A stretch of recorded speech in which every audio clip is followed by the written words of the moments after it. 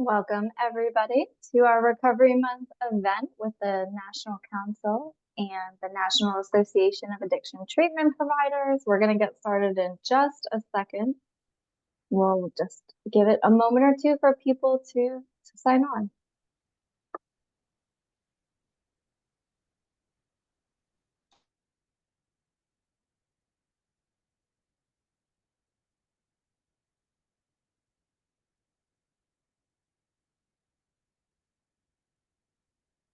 Also, too, if you're just coming in and want to introduce yourself and say hello in the chat, maybe your position title, where you're from, and a fun fact about yourself, feel free to just say hello.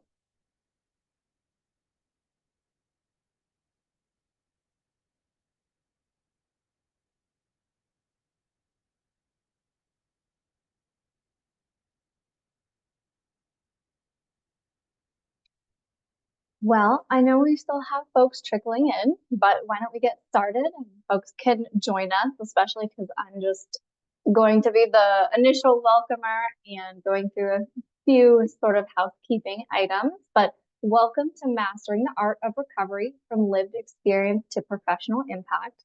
My name is Alexandra Plante, and I'm the Senior Advisor of Substance Use Disorder at the National Council for Mental Wellbeing. We are so excited to partner with the National Association of Addiction Treatment Providers and all of our wonderful speakers and panelists today who you will meet. We do have two speakers as well from Hazelden and Betty Ford. We are going to be talking about peers in celebration of Recovery Month. And so let's get started. A quick note on language is just it's something that we think a lot about and care a lot about at the National Council and NAATP as well. And so you'll kind of hear a lot of intention today around making sure that we're using the best possible language to really destigmatize substance use disorder and create, an inclusive space. So again, I'm Alexandra Plante, but I wanted to kick things off with our first two panelists who are going to be welcoming us and introducing us today. So on the National Council side, we have Philip Rutherford, who is our strategy lead of substance use disorder. So welcome, Phil. And then we also have Marvin Ventrell, who is the CEO of the National Association of Addiction Treatment Providers. So welcome, Marvin and Phil. Thank you. Thank you very much, Alexandra. I think that we discussed my starting first. Is that right? You won the coin toss, Marvin. All right. Well, thank you, Alexandra. Welcome, everybody. It's a pleasure to do this. I want to start by acknowledging the relationship, the peer relationship, no less, between our organizations.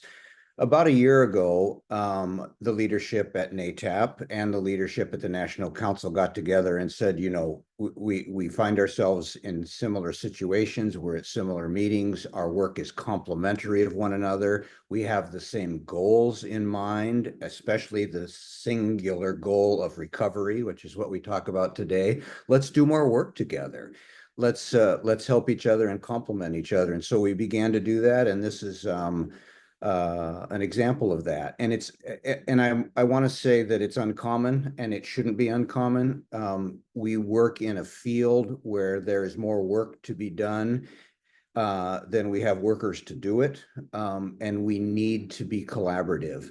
Yes, competition exists in competitive economic environments among treatment providers, among organizations, but turf and silly boundaries shouldn't exist when we can be better by working together. And so as CEO here, I want to give a shout out to the National Council and the CEO of the National Council, Chuck and Goya, for this relationship. It's making us better. And I think that it's kind of a beautiful thing to be talking about peer relationships when our organizations have become peers in this work. I mentioned that our common goals are similar. In the last NAATP strategic plan, we fussed and fussed over a mission and vision and all of those things that you do in strategic planning. And ultimately, our vision came down to several words, 3 words: recovery for all. Which sounds simple and obvious, but it took quite a lot of thinking to realize that that was ultimately the simple message that would guide us going forward. Recovery for all, and a recovery for all takes all. Recovery for all takes a village, which is what I'm going to focus on a little bit today when we talk about peer specialization within the world that we represent at NAATP, which is licensed professional addiction treatment. So let me begin first, though, by saying that this is Recovery Month, and one of the things we get to do is celebrate recovery. So often when I come to work, and probably when many of us do this work, celebration isn't the first word that comes to mind when we talk about the addiction crisis, the substance use disorder crisis, the healthcare crisis in this country. Nearly 50 million people in the United States meet the criteria for a substance use disorder. That is a healthcare crisis of epic proportion that our country has still not committed to address in the way that it needs to. Both our organizations work toward that, but it's a crisis. It can be a debilitating crisis. It occurs at the same time when our country is, in my view, very spiritually sick. I really don't, I think that's quite defensible, actually, to talk about it that way, which has contributed to addiction. We saw tremendous addiction numbers rise during COVID, almost doubling in terms of the SAMHSA reporting. It's not accurate to say that addiction doubled during, pre-pandemic and now, because how we measure varies a bit. But the truth of the matter is nearly 50 million people qualify for a substance use disorder. And we also know that the vast majority don't get care. They don't get substance use disorder treatment of the kind that they need. Perhaps somewhere between, depending on whose statistics you use, only 10 to 20% of people get care. And that's unacceptable. It's appalling. And what it results in is, and this is a staggering number, folks, 800 people, approximately 800 people die of this disease every day. 800 people die of this disease every day, using alcohol and all other substances together. And it's unacceptable. So we work on it, and we're building systems to address it better. So what do we celebrate? Well, we celebrate that nearly 50 million people in this country are in recovery from substance use disorder, right? That's remarkable. So it shows a couple of things. One, we have a serious disease, but it also shows that we have a serious disease that is treatable and that people recover and lead full lives. And that is cause for celebration. We know more about substance use disorder than we've ever known. We have more tools at our disposal than we've ever had. And stigma, despite it being a critically problematic area, has lessened, right? Addiction, substance use disorder is not the secret that it was. It would not be fair, and I'm not suggesting that stigma does not continue to be a major problem. It does, as does all of mental health or behavioral health or mental well-being. But we've made great strides. And so I think that it is important to recognize the wins. Otherwise, it's debilitating to do this work. And we've had a win, and we have so many million people in recovery. I want to do something that I don't usually do here, which is to talk a little bit about my own recovery. I'm a lawyer by training, and I've had a long career, but I come to this work first through treatment center executive work and then CEO here at NAATP, because of my training and professional education, but also because of my lived experience. I am a person in long-term recovery. It enables me to add to my professional training and understanding and an authenticity to the work that I wouldn't otherwise have. And Phil Rutherford, who will speak in a minute, and I happen to be brothers in recovery. And so it's just, again, it's not something that I would normally talk about, but Phil will probably mention it too. We met each other. We both went to treatment at the same place. We met each other in early recovery, and we have supported each other and maintained a peer relationship that is unparalleled in any other area. And we see each other, we know each other, we speak to each other, and we help each other in a way that we simply could not were it not for that peer relationship. So yes, we have all this other training. Yes, just being sober does not qualify me to be the CEO, but when I bring my professional qualifications and add that lived experience, it becomes a pretty powerful thing. And I think we need to acknowledge that and be grateful for it, and I certainly am. So we have this crisis. We're making progress, but much work remains. I want to say that ultimately all things trickle down from federal legislation and policy. Perhaps it's not quite accurate to say all things, but most things.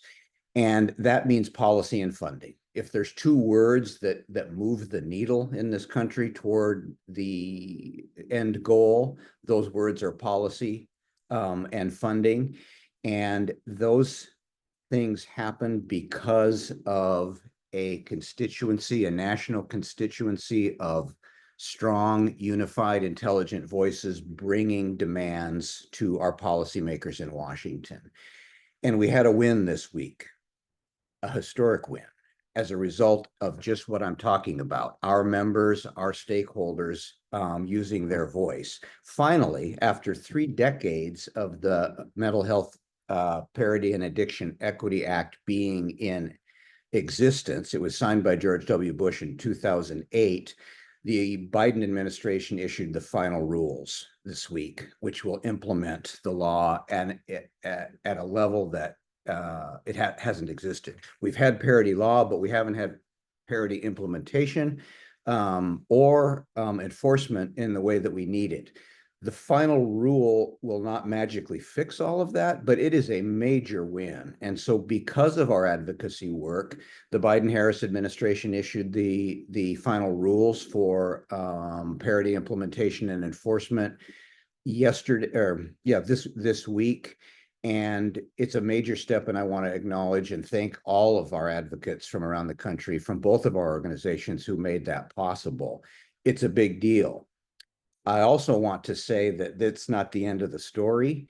There will be resistance to this rule. There will probably be litigation over this rule. The insurance lobby is a very strong one, and it will have varied responses, but we can anticipate considerable resistance and therefore considerable resistance in Congress. And we've got to make our voices heard as we move forward, that it is an absolutely necessary, probably one of the leading reasons why people don't get addiction treatment in this country is the lack of third-party payer reimbursement, and this needs to be part of that. So I want to say a few words now specifically about peer specialization and its place in the world in which I focus. So I'm the CEO of the National Association of Addiction Treatment Providers, NAATP. Many people know us by NAATP. Our focus is to medicalize, professionalize, bring addiction treatment into the arena of American healthcare so that it can receive the attention that it needs. So our focus is professionalization. In order to be a NAATP member, a provider member, you have to be a licensed and accredited addiction treatment provider. So we are talking about professional positions that bring this work into healthcare. So how in the world does peer specialization fit into that? Is it in any way inconsistent? No, it's not. It's not inconsistent, because if there's anything that we have learned in the 46 years that NAATP has existed, is that we need to use all the tools that we have in order to address this disease, and we need to measure the efficacy of those tools. And when we add peer specialization and measure those tools, we see really good results. So this is something that is very important to the National Association, even though at first blush folks might not think so. And we put it into sort of two categories. The first is that although NAATP's primary membership is provider members who are licensed and accredited treatment providers, we also have a category called supporter membership, which are programs, entities, organizations, and individuals that support recovery but don't fit the qualification of licensed and accredited addiction treatment. And that includes peer specialization and peer specialists. So we welcome that population into this tent that is as broad as we can make it, because we have to address this disease on the longest and broadest continuum of care that we have. So before I turn this over to Phil, I want to give two examples of that, which I think are quite extraordinary. I asked a couple of our members, I asked more than a couple, I asked some of our members to let me know in preparation for this session what they think of peer specialization and how they use it in their practices. And I got these responses, and they're extraordinary. I think they illustrate exactly what I'm trying to talk about today. They're relatively short, and so I'm going to read them to you. This is from one of our premier treatment provider organizations, well-respected, long-standing treatment organization. This is from their CEO. Marvin, we have changed our patient support department to a peer support department because we really want to grow the presence and value of our peers. We encourage people to become CPRS or Recovery Coach certified. It is great for their development, and it is good for us and our patients. As we think of ways to keep patients engaged for longer periods, we see peers as an integral part of it. We are hoping to develop ways to keep patients involved for at least a year. The peers may be the best way to do that in the long run and for the longest part of that year. We just started a pilot program with a grant to do just that for 75 patients who live or near DC. Patients tend to respond well to peers. We have to be careful not to put too much on them. They're not therapists and they're not sponsors. Over time, I think we will get more clarity about this, and we should be careful in the meantime. My concern is that peers become overutilized because they are less expensive. The last thing we want to do is diminish the quality of treatment by relying too much on less expensive alternatives. So I think that if we do it right, peers will become essential components of long-term treatment. We just have to do it right. One more. Marvin, I wanted to share how we use peer specialists as therapy assistants in our residential programs and structured sober living houses. They've proven to be an incredible source for our guests in early recovery. This treatment center calls their patients guests. That's not uncommon. The ability to connect through lived experience adds a layer of support that no other form of therapy can truly replicate. Our peer support specialists often motivate guests through their own personal journeys. They're especially effective with those who are considering leaving treatment early due to overconfidence, or those who feel that they don't need to engage in recovery post-treatment. By sharing the challenges they've faced from similar thinking, they've had great success in encouraging guests to stay committed to the process. So those are just but two, and there are many more examples of how treatment centers in our circle, our sphere of influence, are using peer specialists, and I think we'll just continue to see that grow. So with that, thank you. Thanks again for doing this with us, National Council, and I'll turn this over to Philip. Thanks, Marvin. Well, you took all the good points, but hi, everyone. My name is Phil Rutherford. I am the strategy lead for substance use here at National Council. And I know we have a mixed audience. We have maybe some folks that are not as familiar with the council. We are the National Council for Mental Wellbeing, and our specifically my role as the strategy lead for substance use is new with the council. I've been here about a year, and the organization spans the sort of the entire spectrum of behavioral health. So everything from mental health all the way through the full spectrum of substance use disorders. So prevention, treatment, recovery, harm reduction, all of the things. And the reason I'm mentioning that is when I joined the organization, I wasn't really aware of that. Because of CCBHCs and because of all of the programs associated with the National Council, I kind of knew them by that name. And it was a bit of a surprise to arrive here and discover that there were more than 20 programs targeted specifically at substance use disorder. Now, maybe that was because I wasn't paying attention, but I had no idea that we had so much going on in that space. We're a membership organization. We've got we're at right around 3,400 members, a little bit less than 300 employees. And it's been a bit like sipping water from a fire hose joining here. But I'm super excited to be here. And it's fascinating to me that I'm doing a talk during Recovery Month. I sometimes am accused, mostly by my kids, of being a little curmudgeonly. And my thing with Recovery Month has been, I'm also, Marvin already mentioned, I'm a person in recovery, and I tend to, in the past, I've treated Recovery Month as, it's sort of a perfunctory thing you got to do. It's celebrate Recovery Month, but I'm one of those folks that, I want to talk about recovery in April, and I want to talk about recovery in, June. Like it always kind of troubled me that there was a lot of focus in September, but what about the other months? There's some other celebrations that I also have similar feelings about. But the truth of the matter is, and I heard this in a meeting the other day, and it was a wonderful frame, that for all of the negative press, for all of the things that go bad with substance use disorder, for all of the suffering and the misery, that September is an opportunity for us to talk about the power of recovery and what it means to actually recover from substance use disorder. And my life is a testimony to that. There are all these sort of, in recovery, you get used to the unexpected, right? So one of the unexpected things for me is my friendship with Marvin. Like I think if there was a list of things that I expected in my life, I don't know that Marvin would necessarily be on that list, but we've become great friends, and it's been an absolute blessing to sort of watch his career grow, and mine as well. That I think my family likes that part.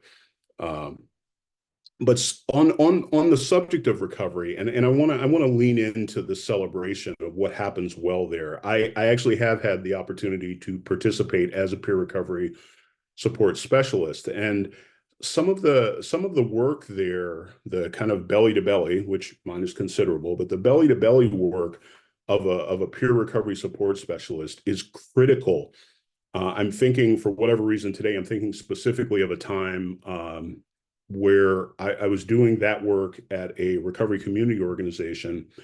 And though it was not our recommendation, the folks at the local probation department, and I won't say the county, but the county probation department would send us people, and they'd say, you need to go talk to them, you need to go talk to Phil. And I routinely would say, don't force people to come here, because it's not part of the way the peer thing works.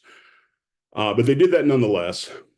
And I'm thinking about a particular situation where there was a guy, and I got a call, and it's like, we don't know what to do with this guy. He keeps giving us positive urine screens. We don't know what's going on. He's got a job, he's got a house, he's got a car, he's got everything in his favor. He's just, we don't know what's wrong. So the guy shows up and says, hey, they told me to come over here. I'm like, great, you came here, awesome. And I'm like, what's going on? And he sits down, does the heavy sigh, and he says, well, I got kicked out of my apartment a month ago. I don't have a car. I lost my job. And just we start having this dialogue. And I know I'm chuckling. Those are very tragic things. I'm not laughing at his misfortune, but that sort of one-to-one, peer-to-peer kind of kinship thing that happens, like he trusted me, and he felt like I wasn't going to judge him, and it was okay to have that dialogue with me. And he probably knew that I wasn't just going to call up his probation officer and tell him the whole story, which I didn't. But that thing gets replicated hundreds and thousands of times when peers are involved in substance use disorder care. And it's critical that we support that. And because that is a critical part of the recovery process, which is what Recovery Month. It's one of the things that Recovery Month is about. So I don't know why that story popped into my head so fresh today, but it really did. Back to business. At the council, the substance use department is new, like I said, about a year old.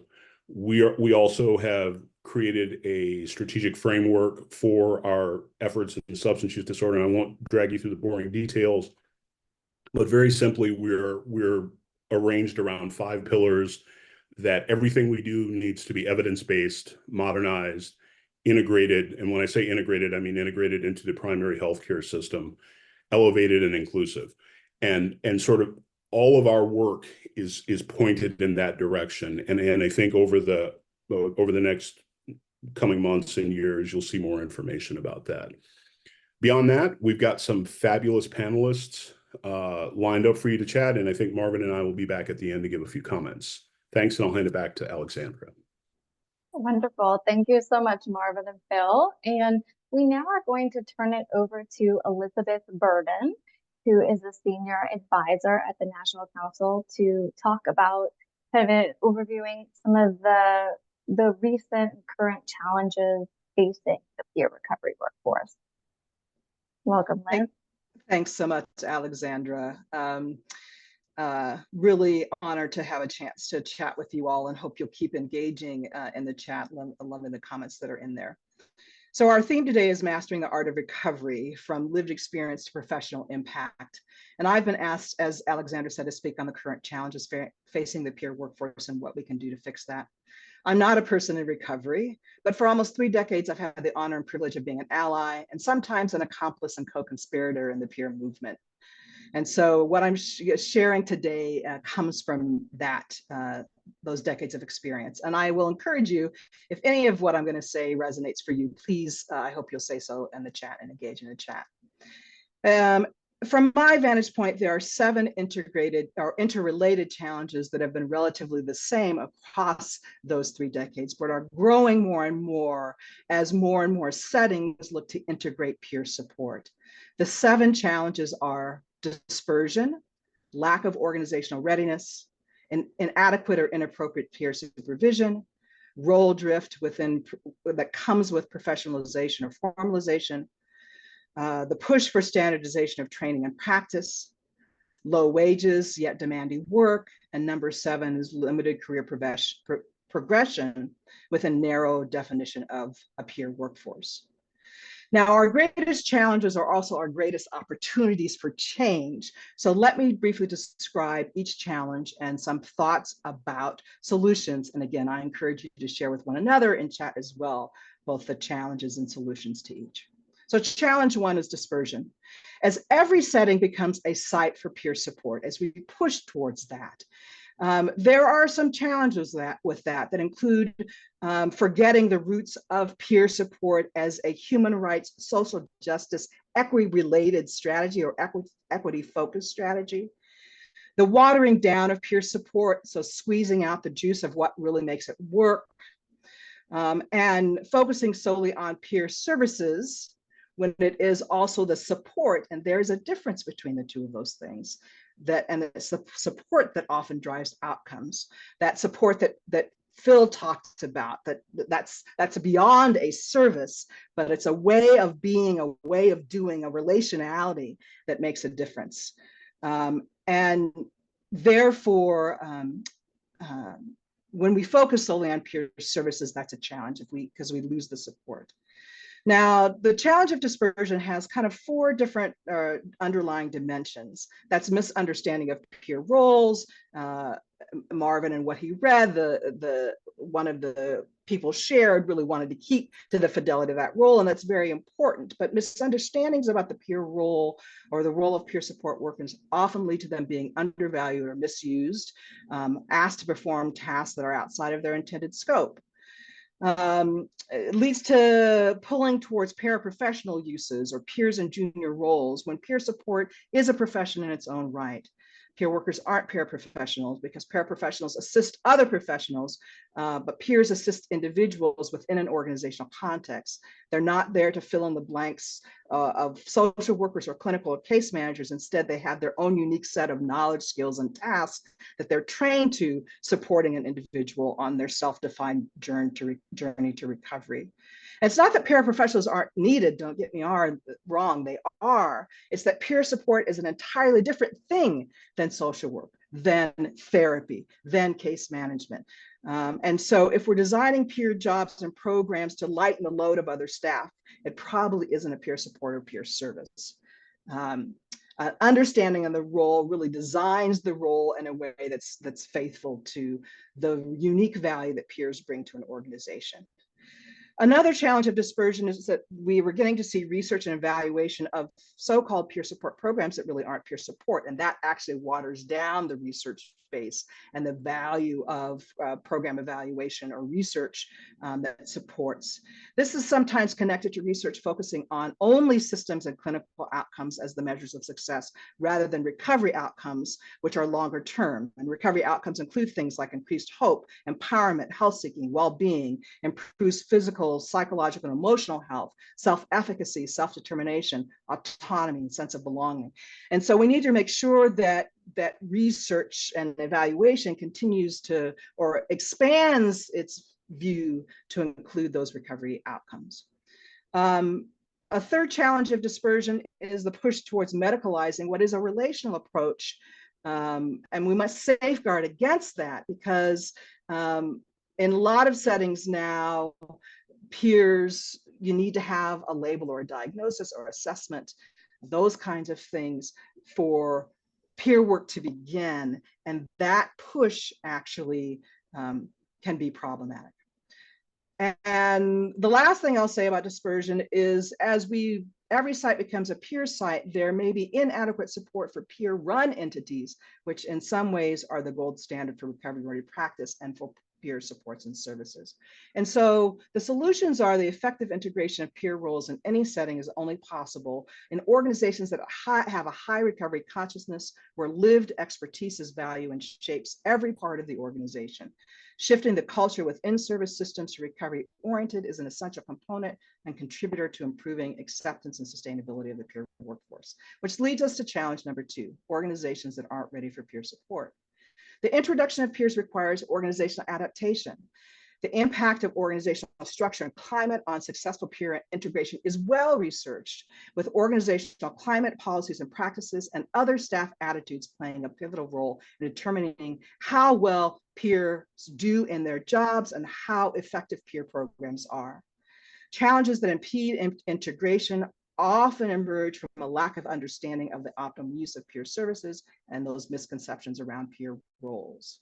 So some of the solutions include emphasizing organizational readiness, doing that organizational assessment to make sure as a core practice that the organization is ready to welcome peer workers, and updating that assessment on an ongoing basis in conversation with the peer staff that are a part of the organization.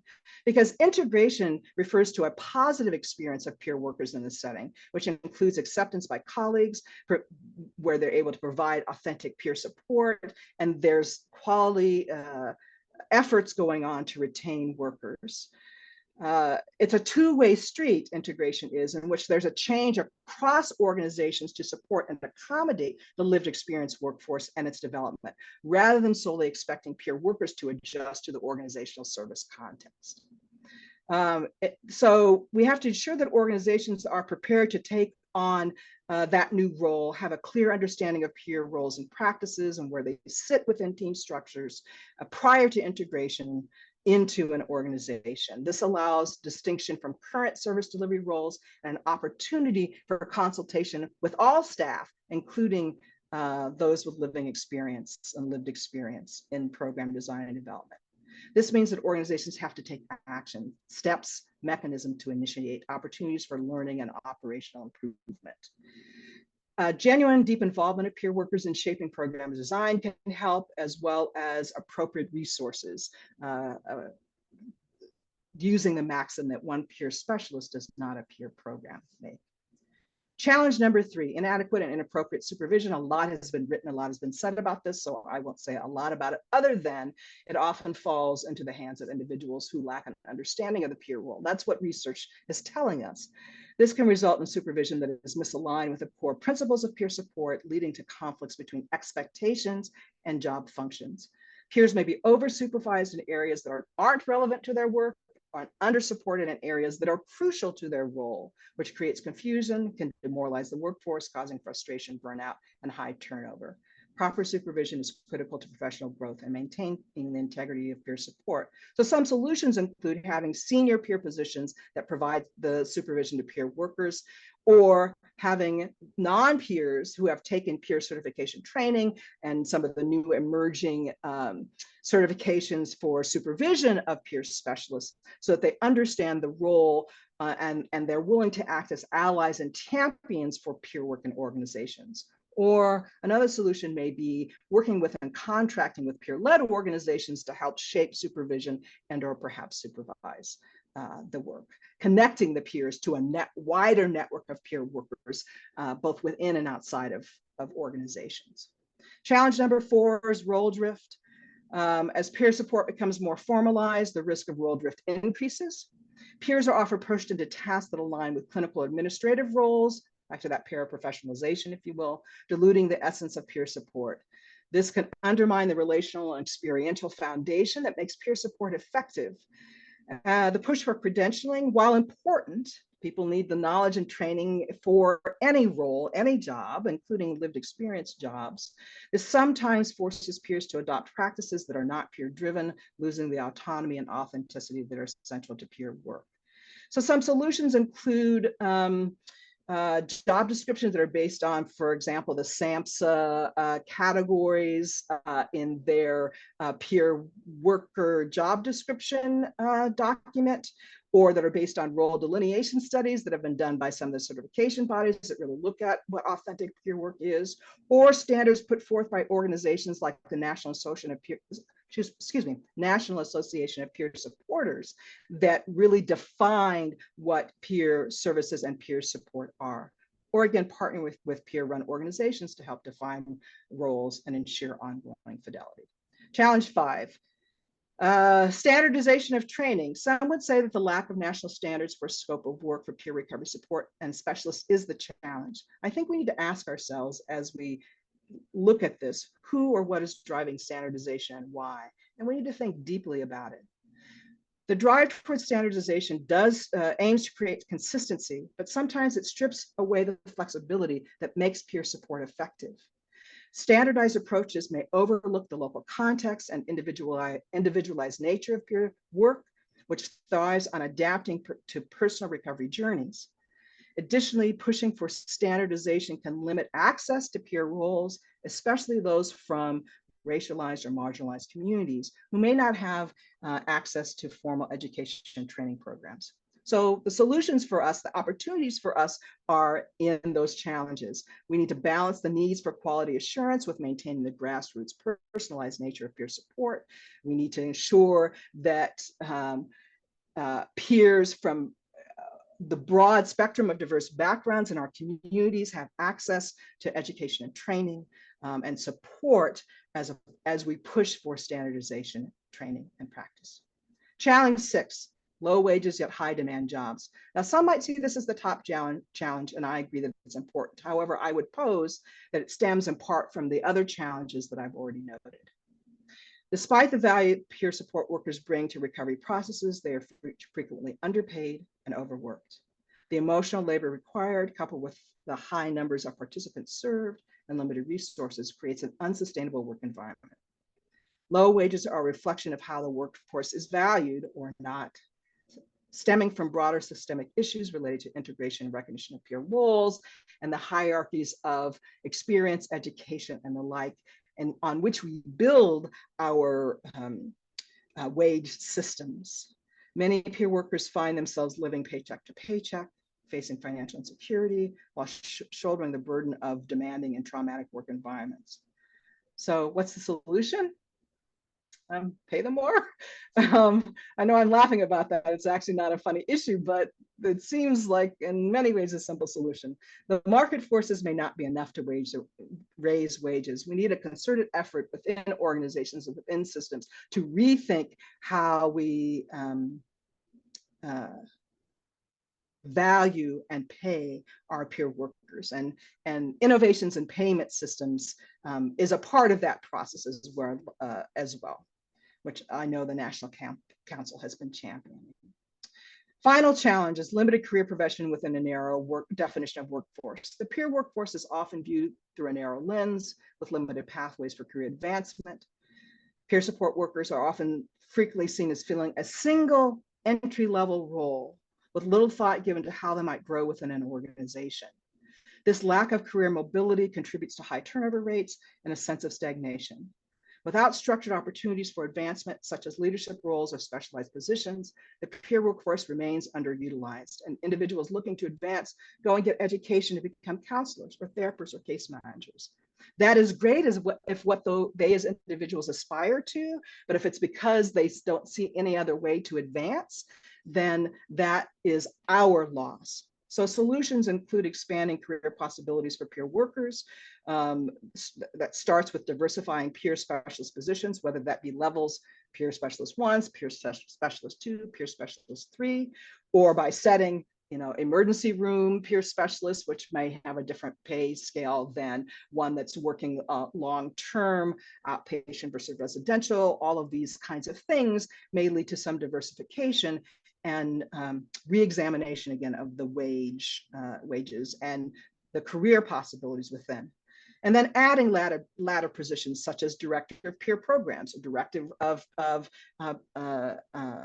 peer experience, which I heard again at the beginning, Marvin shared. So thinking creatively about other ways that the unique value of that living and lived experience brings to a position can help us with that. These challenges relate to each of the focus areas that the National Council's Center for Workforce Solutions is focusing on, which includes supporting workforce expansion, innovating how services are paid for, strengthening the clinical and service models, ensuring quality and accountability, fostering a healthy organizational culture, and promoting policy and regulatory change that will support a robust workforce. When we rise to the opportunity of addressing these challenges for the lived experience workforce, it may help provide insights and influences for strengthening our broader workforce. Thanks for your attention, and pass it back to Alexandra. Thank you so much, Liz. You'll have to go back into the chat because there was a lot of love. And just to answer everybody's questions, we will indeed be sharing out this recording. And also, hopefully, we can work with Liz to get some of that written down to share out as well. So next up, we have Kevin Doyle. He is the president for Hazleton Betty Ford Graduate School. He is going to talk a little bit about allyship and lived experience. So welcome, Kevin. Thank you so much. Thank you, Alexandra. Great to be with you. Great to be with everyone today. Good morning or good afternoon, depending upon where you are. Really thrilled to be with you. Since I'm an academic, I think it's mandatory that I engage in death by PowerPoint. So I'll have a couple of slides to share. I think there's only 5 after this cover slide. So just to sort of guide my thoughts. And I think you'll notice some themes in a lot of what we're saying today. A couple of the things that Liz said, I'll certainly echo, including, I was thinking about those terms, Liz, that you shared, ally being one, but accomplice and co-conspirator too. And I really love the power of those terms and like to use those terms as well, because we are all in this together. And sometimes being an ally may not be enough. An ally kind of implies that we're there for someone, maybe somewhat on the sidelines cheering people on, but co-conspirators and accomplices roll their sleeves up and get dirty, if you will, and really engage in the systemic efforts that are needed to bring about some of the change that we all know needs to happen. So I won't focus specifically on peer specialists or peer recovery support specialists. I really want to talk about workforce in general and how will we get to where we need to go, and honoring lived experience, but also talking about other routes. So if you could advance to the next slide, that would be great. I'd like to talk about some of the needs and characteristics. Where will the workforce come from? What are the needs that are projected? And how will we get there? What are some ideas? A couple of them have already been mentioned, as in better pay, better compensation for folks. So the next slide, please. So some of the needs going forward, there are really good data out there that you can see from the Bureau of Labor Statistics. The citation is at the bottom. BLS is the Bureau of Labor Statistics. It's amazing the data that you can get through this. This source, the Job Outlook for the substance use, behavioral health, and mental health disorders workforce is very, I don't know if I would say bright, it's very pronounced, let's say, an 18.3% increase in need, which is defined as much greater than average over the 10-year period from 2022 to 2032. However, it's more complicated than that. That would be 71,500 jobs, but it's 42,000 per year. So the math doesn't add up, right? And what that says is there's retention, there are retention issues. So of the people who enter the workforce, many of them do not stay. So just to fill those jobs, we need to be hiring, these are projections, that many people per year. So we need to think about, why are people not staying in our profession? What is needed to help them to stay, in addition to how do we get new people to enter this workforce? So there are really acute needs, specifically in diversifying our workforce, different populations that are underrepresented. And that's not a new concept or a new problem, but it's an ongoing issue. And I think my colleague from Hazel and Betty Ford, Andrew Williams, will address some of that in his remarks shortly.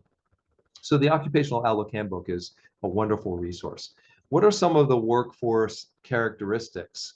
There were some traffic in the chat, certainly mentioned in the previous section of this webinar, that just the pay and benefits of working in our profession are inadequate. How do we help people to choose this as a career, help them to advance? So the current median wage is $25.80 per hour, which equates to $53,700 per year.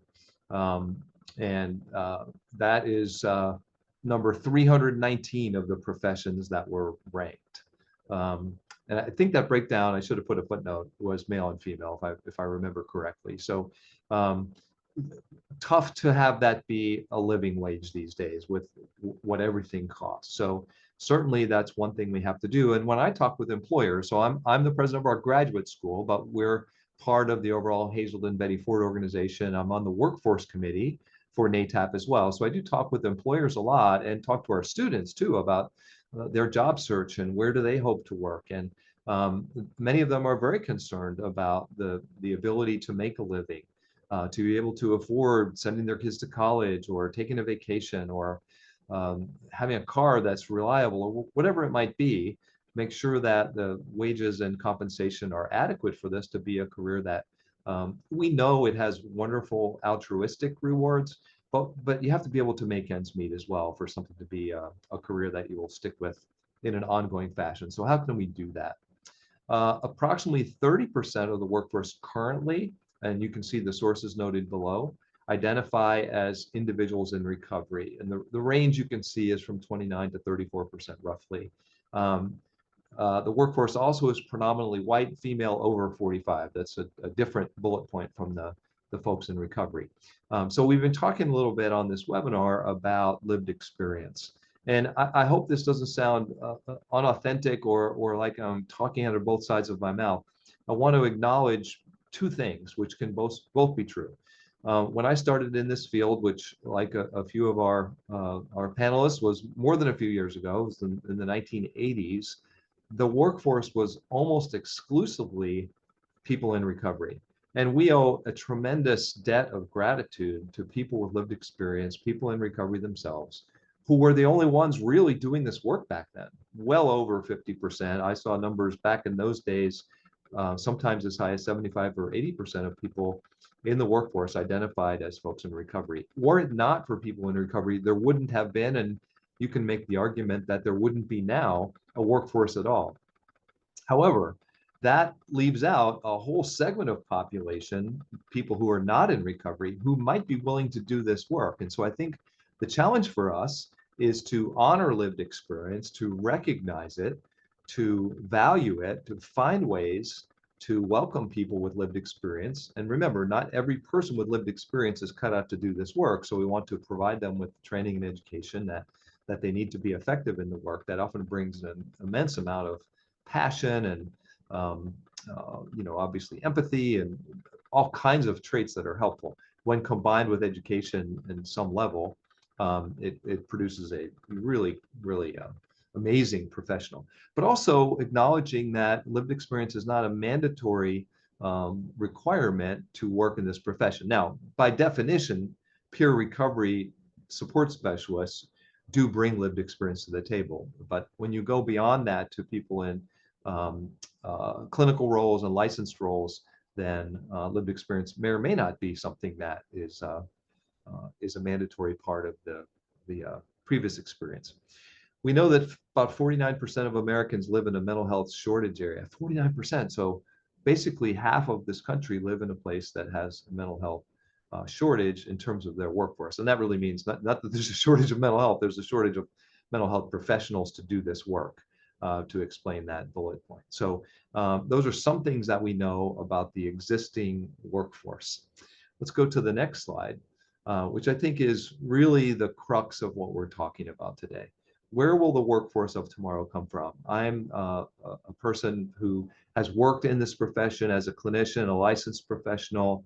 I feel so fortunate to have had the experience that I've had working with people with substance use and mental health disorders. Even the terminology of what how we refer to people with those conditions has changed over time. Some of us remember when we used the word substance abuse, and we don't use that term really anymore. Addiction is still a term that we use to some degree, and now we're focused on substance use disorders, and we also talk about using person-first language. So there's a lot of evolution that's happened over the years just in terms of how we refer to people. But my point in saying that is that I now am so fortunate to be in a position where, as an administrator of a graduate program, I get to see the workforce of tomorrow every day. And we have at our school and at most schools, a really impassioned group of people who, for whatever reason, have made the decision that this is something that I want to do with my life, whether it's a career change or a career switch, a way for them to find something of meaning, often informed by lived experience, whether it's their own recovery or being in a family where substance use disorder or mental health disorders or both have affected their growth and their upbringing, and bringing that passion from that ally or accomplice or co-conspirator lens. So some of the things that we need to do, in my view, to ensure that we have the workforce that's needed at whatever level, doctoral level clinicians, all the way through master's level folks, bachelor's level people, and people without formal academic degrees, all form part of this workforce in a multidisciplinary way. That retention number from earlier in the slides is really striking. So we need to find ways to attract people to the workforce as well, but we also need to keep them. And so when you talk to administrators and they are concerned about workforce and sort of struggling with, we can't afford to pay people what we'd like to pay them. But the other side of the coin would be, can you afford not to? Because the amount of money it costs to recruit and onboard somebody is really, really significant. And so we need to find ways to compensate people so that they can stay in these professions, and then that we don't have the constantly revolving door of turnover that is the bane of treatment programs' existence. The numbers indicate that we need to recruit a younger and a more diverse workforce. Again, the previous slide talked about the current white female over 45 as being the predominant demographic. That's not to say that that's the only group of people who work in our field, but there are overrepresentations in those demographic categories based on the data. And so what are we doing to ensure that we're recruiting people of color, that we're trying to attract more males or male identifying people to the profession? and a younger group of people. Not that younger folks have any corner on the market of skill or work ethic or creativity or any of those things, but when the workforce is that age, there's going to be a shorter ramp for their careers. And so our school, we have an average age of our students in the early 40s, and that's wonderful because they bring a lot of maturity. But sometimes I worry about their careers won't be as long as if we had students. We do have students, but more students in their 20s and 30s who will have a longer career, one would hope, in this profession. So we need to look at things in addition to salary, educational and training benefits, for example. I think Andrew might be commenting on this in his presentation. Can we build into our employers, our treatment organizations, benefits for people to go back to school, to get the training they need, to get the advancement they need to achieve a bachelor's degree if they have an associate's, or to achieve a master's degree if they have a bachelor's degree. Back before I had a doctoral degree, which I'm so fortunate to have, I was working as a master's level licensed clinician at a treatment agency, and there was a tuition reimbursement benefit that very few people took advantage of, and it covered part of my doctoral study. And so for those of you who are viewing this webinar, if you're unaware of your employer's educational or tuition reimbursement benefit, look into that, take advantage of that, take a class. Anywhere, take it at your local community college, take it at your local state university, or take it from us, whatever works for you, and see, how does it feel to go back to school? It's really amazing at our school when we have students who come and say, I haven't taken a class in 25 years or 30 years, and helping them overcome that, that inertia of what's it like to be a student again. We need to enhance clinical supervision. That's been mentioned a couple of times already. Making sure that that's built into the systems that we have at our treatment organizations. So people are getting appropriate mentorship, appropriate guidance, staying out of ethical difficulty. Someone observing you're showing signs of burnout, maybe you need to take a vacation in a couple of weeks, take some time off to do some self-care. Those of us who've been through those situations, helping the newcomer as part of our way to give back. Establishing management training. Sometimes the best clinicians, I've seen this happen over and over again, very quickly advance into leadership roles, but don't have any specific training in supervision or management or administration. So providing that kind of training so that people don't get burned out when what they were hoping to do was to be a counselor or a clinician, a direct care provider. And now they're finding their clients, if you will, are their supervisees, the people who report to them. So don't just saying you're such a great counselor, we're going to make you a supervisor. Those are different skills. So we owe them the training and oversight to help them be outstanding in that work as well. I think that's my last slide. So I really appreciate the opportunity. Recovery Month is near and dear to my heart, and really grateful to all of you who've taken time out of your busy day to be with us. Thanks very much. Thank you so much, Kevin. That was wonderful. And now we are also from the Hazelden Betty Ford family. We're going to welcome Andrew Williams, who's the National Director of Diversity, Equity, and Inclusion at the Hazelden Betty Ford Foundation. Welcome, Andrew. Well, thank you very much, Alexandra, for the warm welcome and introduction. And again, it's a pleasure, and I'm very appreciative of the opportunity I have today to be in community with all of you and to really soak in all the really wonderful, rich knowledge that's been shared with us today. And you'll hear more about what really informs my special appreciation for all that's shared and this opportunity to learn in community with all of you today. But again, my name is Andrew Williams. And I serve as our National Director of Diversity, Equity, and Inclusion at the Hazelden Betty Ford Foundation. And I guess by definition, right, that makes me a DEI hire. I'm very happy to have been a DEI hire for the Hazelden Betty Ford Foundation. And in fact, I am the inaugural Director of Diversity, Equity, and Inclusion for the Hazelden Betty Ford Foundation. I've been in that role for about 3 years. After a very long career in higher education, both as a faculty member and a C-suite administrator. And it is a career that has offered me several really transformative opportunities to develop and manage peer support programs. I share both these points really for the sake of truth in advertising, and in the spirit of bold humility and respect for all those who are in this session today, who bring far more experience and expertise to our conversation than I do. However, I do believe that I do have some relevant and transferable experiences with peer programs. And I believe as an anthropologist and DEI professional, I also have some valuable perspectives to share. But I'm going to go off script just for a second to amplify or at least illuminate the work of Kevin Doyle, president of the Hazelden Betty Ford Graduate School, who you've just spoken to. When we think about the broader theme of today's webinar, supported by the National Council and NAATP, the lead title is about lived experience.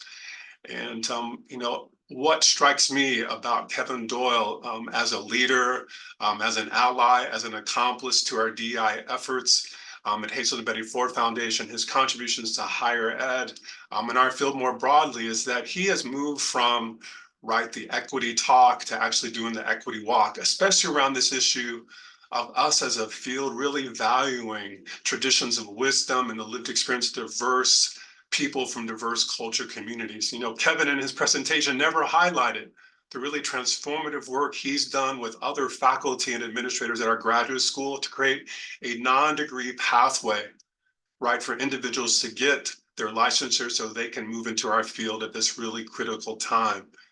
And that's partly reflective of a real commitment to the power and value of lived experience. And if we're ever going to, again, help support folks who are in the peer support specialist role to advance if they want through our field, it's going to take innovative, transformative work and leadership like what Kevin has been leading for us to kind of make the important progress we need to make.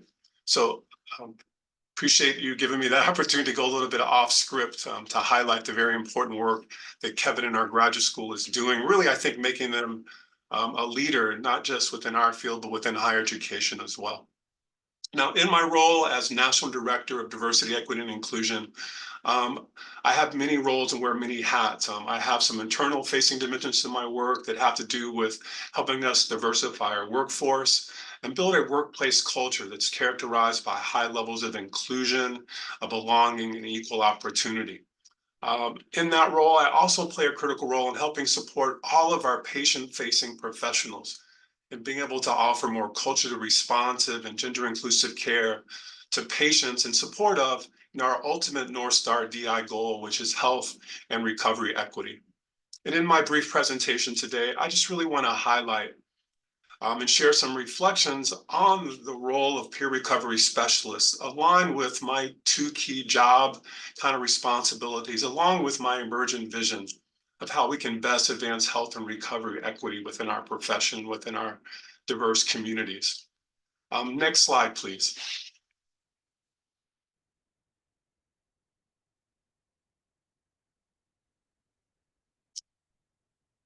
Well, if there's no slide coming up, I'll just go ahead and move forward with my presentation. And if it comes in as backup, that's great, but don't necessarily have to rely upon that. And what I wanted to do today was actually start with a quote from a peer recovery specialist and use that really as a springboard for highlighting the really invaluable cultural capital that peer workers bring to supporting the recovery journey, especially of historically minoritized or BIPOC clients. And I've really learned so much already from listening into our conversation and what folks like Elizabeth and Philip and Marv has shared about the strengths that peer recovery specialists bring to this work, their vital role in our efforts.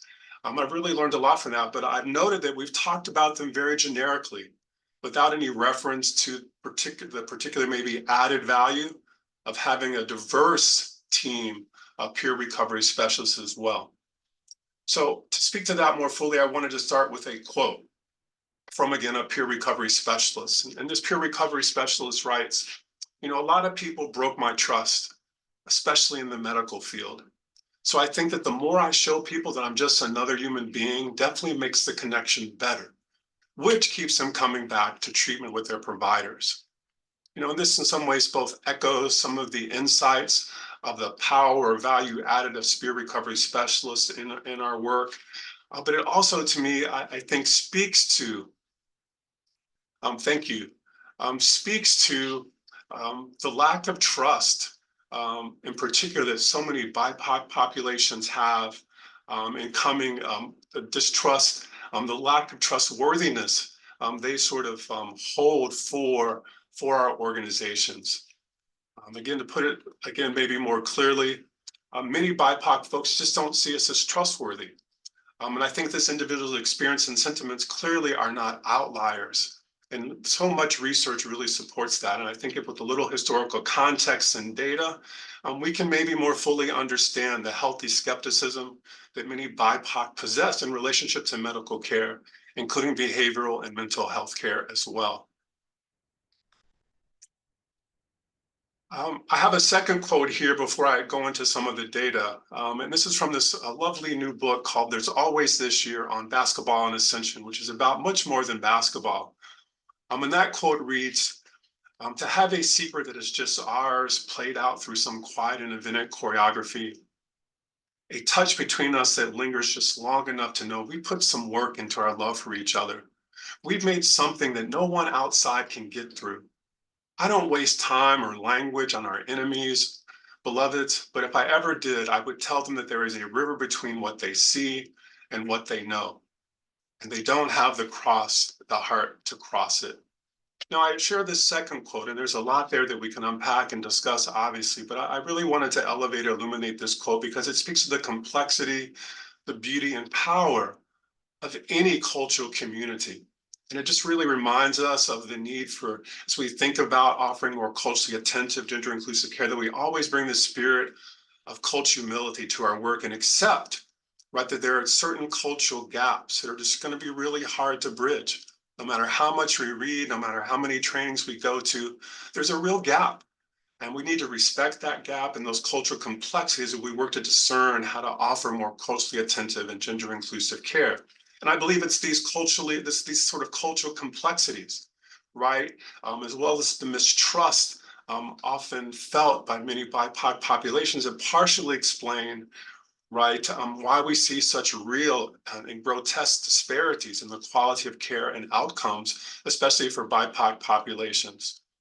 Some of you might have recently seen Dr. Carolyn Coker-Ross, who's a very engaged member of NAATP. You might have seen her recent post on LinkedIn, where she noted that it was over 20 years ago that the Institute of Medicine's report Unequal Treatment came out and revealed, you know, what many of us, right, kind of have come to understand now, which is the continuing reality that underserved and minoritized communities are less likely to receive the medical procedures they need and are more likely to experience a lower quality care.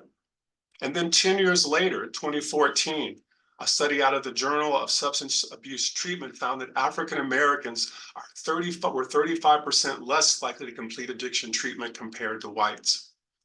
This stark disparity really led for a push, right, for greater cultural competence in care. By 2018, healthcare organizations that had highly invested in diversity, that were more diverse, they began outperforming their peers in terms of patient satisfaction. And in our particular field of addiction treatment, culturally adapted interventions showed 5 to 10% better outcomes, according to a meta-analysis offered in the Journal of Consulting and Clinical Psychology.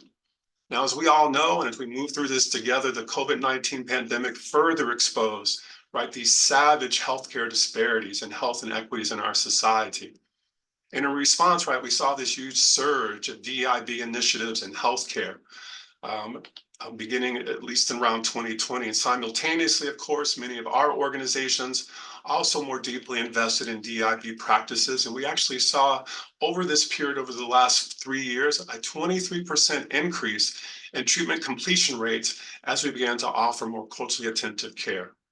Today, as we look at our systems and where we look at those who've really developed more robust DEIB programs, we see higher rates of satisfaction again. And again, where we see addiction treatment providers offering culturally tailored programs, we see a 30% higher long-term sobriety or recovery rate among diverse populations. I think these are very compelling statistics, and they really underscore the critical role of DEIB generally and the specific power and positive impact of culturally attentive healthcare and addiction treatment modalities. Now, to begin to connect the dots between what Kevin has shared earlier and Elizabeth in her brilliant presentation, when we look at the ongoing shortage of BIPOC, SUD counselors, psychiatrists, psychologists, and nurses and doctors and peer recovery support specialists, from minoritized backgrounds. Clearly, the peer recovery specialist role can help us diversify our staff, but also importantly, help us expand the provision, right, of a more expansive set of culture responsive and attentive care modalities. Next slide, please. Now, it's been spoken to earlier in the previous presentations, in which many of you are fully aware, the cornerstone, right, of that peer relationship is the shared lived experience of addiction and recovery. What I'm suggesting and what's represented here in the diagram on the right of the slide is that, when we are able to link, folks in recovery with a peer recovery specialist that shares some common cultural groundings, we've added another layer, right, of recovery capital based upon the shared experience in a common culture community, which brings with it, strengths that those individuals can both tap into. I think when we utilize and are more specific in thinking about how we cultivate, larger numbers of and are able to offer more culturally specific, peer specialized services, we're going to build trustworthiness in our organizations. And again, that'll be one expression of a more expansive approach to offering more culturally attentive care, all of which, of course, will contribute to better treatment completion rates and recovery outcomes. Next slide, please. Now, I'm not going to stay on this slide very much as I move toward closure, but I just really wanted to point out the ways in which, as many have already suggested today, at the heart of the work of a peer recovery specialist and the work that many of you I see online are actually doing is not just this immediate one-on-one support, but as part of that support, right, being an advocate, right, for individuals in recovery. And it's in that advocacy with different behavioral health organizations, the broader healthcare system, or government agencies, right, that our peer recovery support model is very much aligned with the liberation health model. And, the argument I would make and propose for us to reflect on and discuss is that when an individual, a peer recovery specialist, has a grounding in a similar culture community, they're in many ways much better positioned because of their embeddedness in community and proximity to the network of opportunities and resources, are actually better positioned to advocate on behalf of the patients they're working with in recovery. Next slide, please. As I work to shift our conversation from thinking about how do we really leverage the power of peer recovery specialists, especially those who share common cultural identity, how do we leverage that?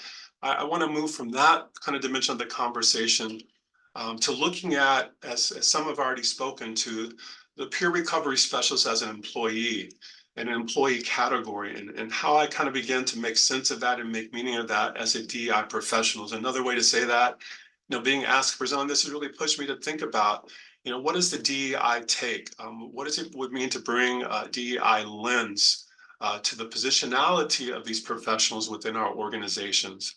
And I think some of these points have been made earlier, and I just want to amplify and illuminate those and offer us one final example where we might look to for a really, I think, powerful transformative model that can guide our future work in this area.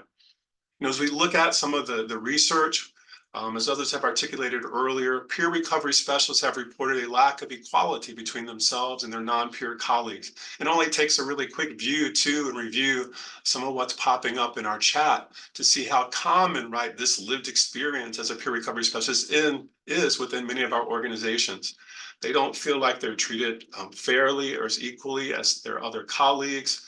They share concerns, again, about not being accepted by coworkers, as well as feeling stigma and discrimination from leadership.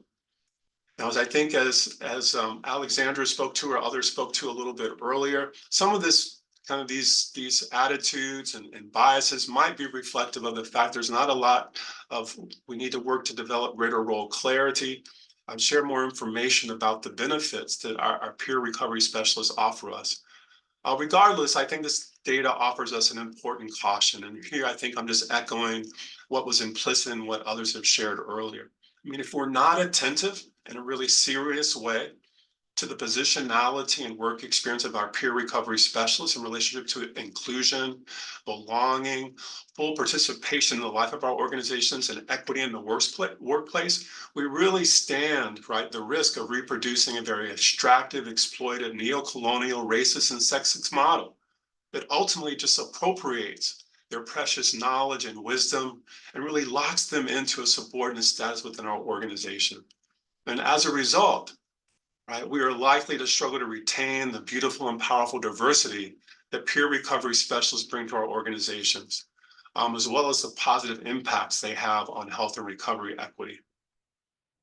You know, being a good anthropologist and doing research for this presentation, I actually wanted to go out and talk to people and not just look at the literature. As I thought about this presentation, I was reminded of the model being offered by Your Path under the leadership of Jordan Hansen. They are members of our NAATP association as well. And I had a chance to meet with Jordan and other members of that organization at the recent NAATP conference in Denver. And in our conversation, Jordan shared with me their commitment and their work to actively decenter doctors in the care continuum while centering the critical role of peer recovery specialists. From speaking with Jordan, I understand that our embrace, this approach of really utilizing and leveraging the power of peer recovery specialists, is really grounded right in the earliest expressions of our Minnesota model, but also in the very clear research that my panel colleagues have presented today, right, on the positive impact of peer recovery specialists, right, on recovery rates. But also within, you know, Your Path's approach to this assumption that community integration, right, is critical to recovery, and that the peer recovery specialist becomes kind of that node of connectedness, helps to build a connective tissue between the person in recovery and the community. To put it as our Native American brothers and sisters might put it, you know, community can be medicine. Now, in this vision that has led Your Path, it's that vision that Your Path is working to implement, to operationalize, that's led them to submit a grant with multiple BIPOC community partners to support the strengthening and expansion of the work of culturally specific peer recovery specialists. But in our conversation, I think Jordan asked a very important equity question that we should all reflect on, which is, why do so many of our BIPOC-led organizations need an organization like Your Path to co-sign in order for them to receive support for peer recovery specialists? I think it's a little more critical equity questions that's to do with the larger, right, philanthropic, right, industrial complex. You know, I left this conversation with Jordan really impressed by the ethical ambition and intellectual sophistication of the approach that Your Path is taking toward utilizing and centering peer recovery specialists. It's a model that is integrating both scientific knowledge and evidence with the wisdom, traditions, and lived experience of diverse culture communities. I believe they offer us a really powerful and important model to learn from as we work to offer more equitable access and more multidisciplinary and community-driven approaches to services across our continuum, with peer support as a really key element. So again, thank you for your attention today. And very appreciative of the opportunity to present and to be in community with all of you.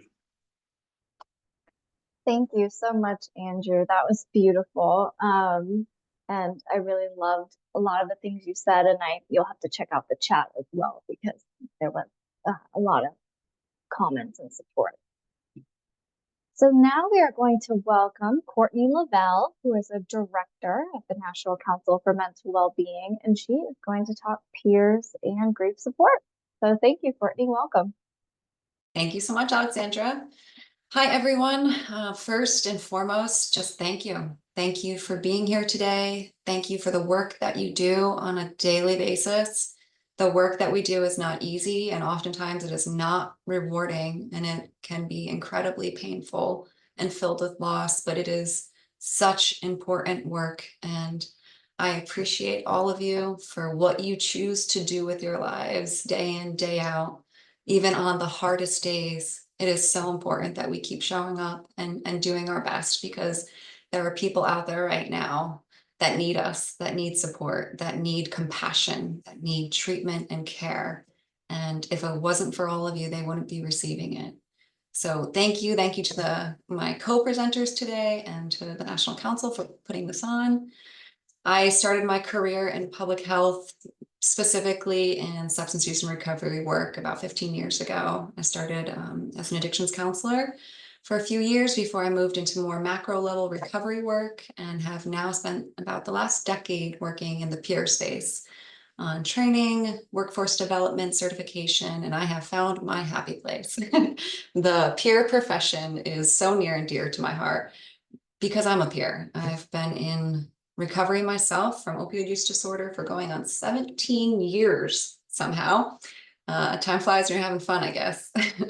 So again, it's a privilege to be here, and I'm really happy that we get to talk about the needs of the growing workforce, the peer workforce, but also the realities that our peer workforce are dealing with. And unfortunately, the reality is a lot of death and loss and grief, and we need to talk about that as well.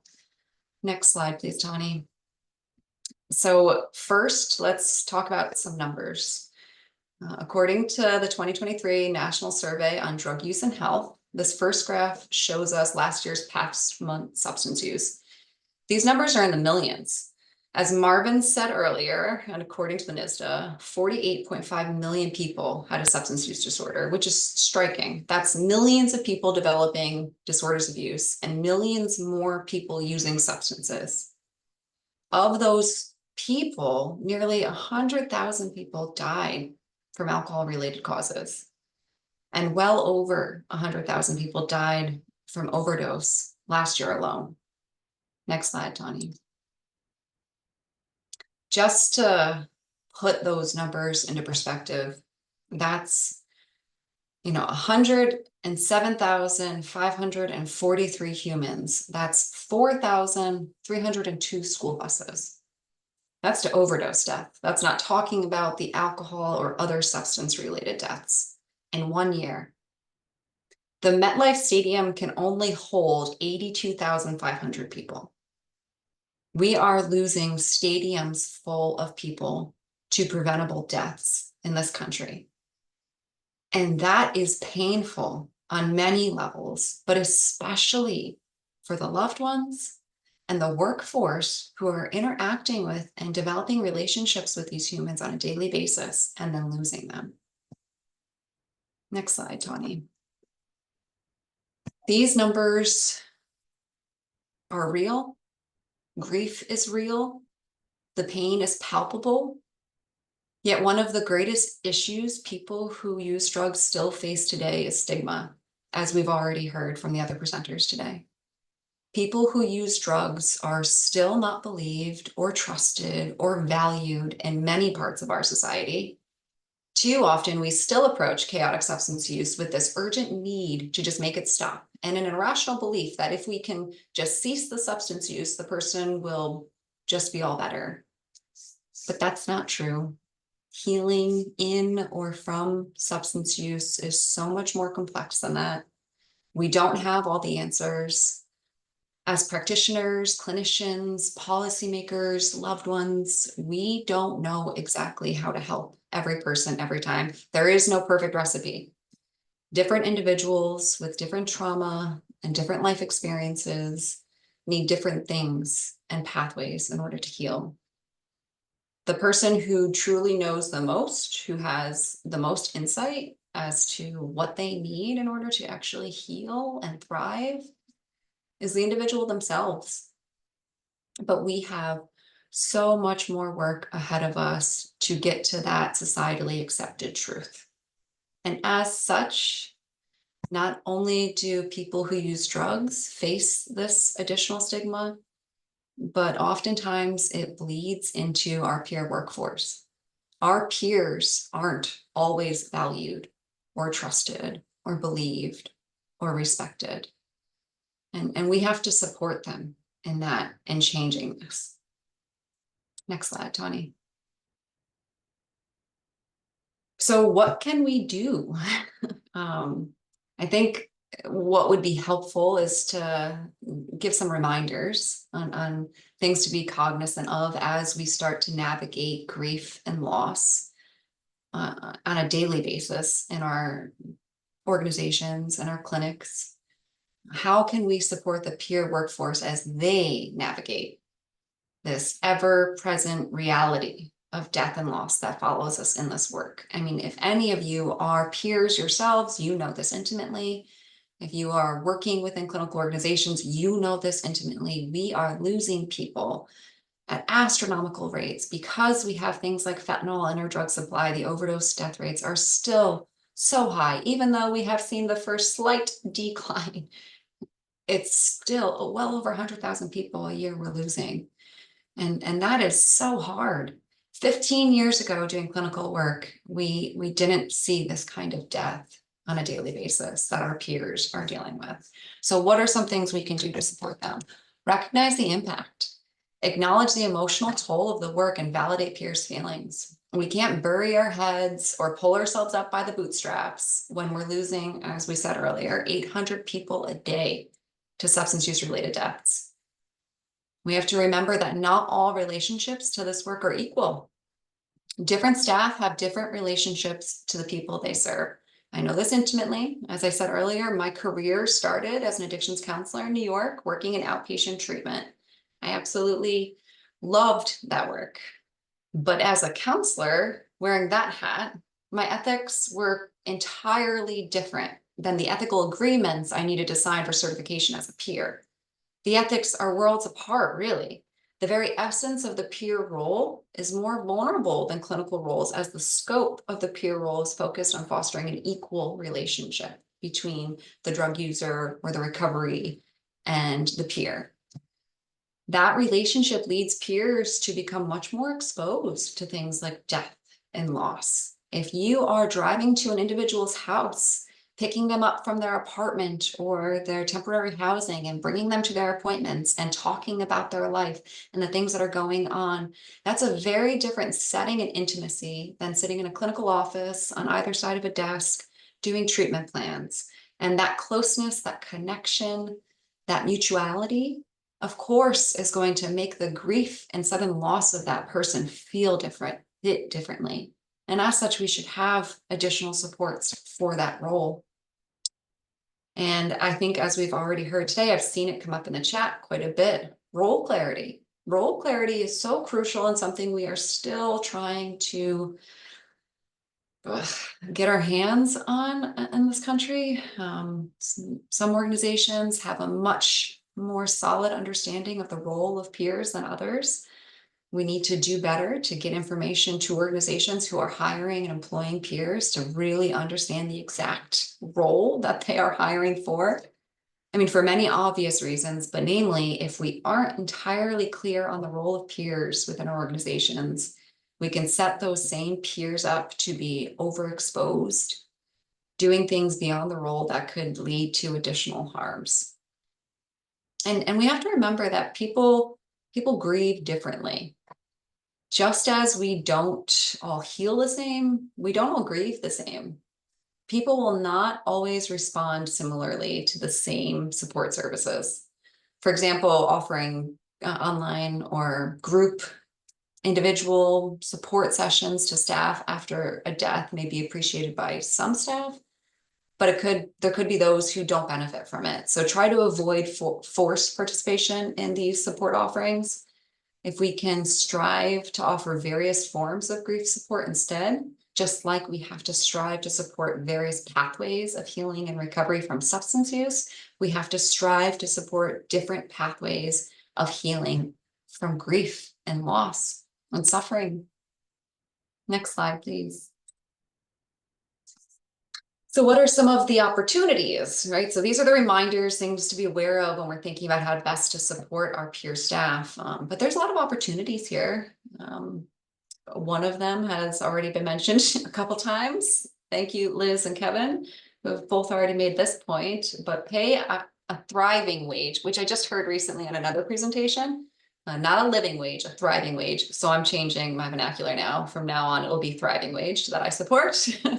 I've heard it argued that the biggest resource for grief support is paying a living wage.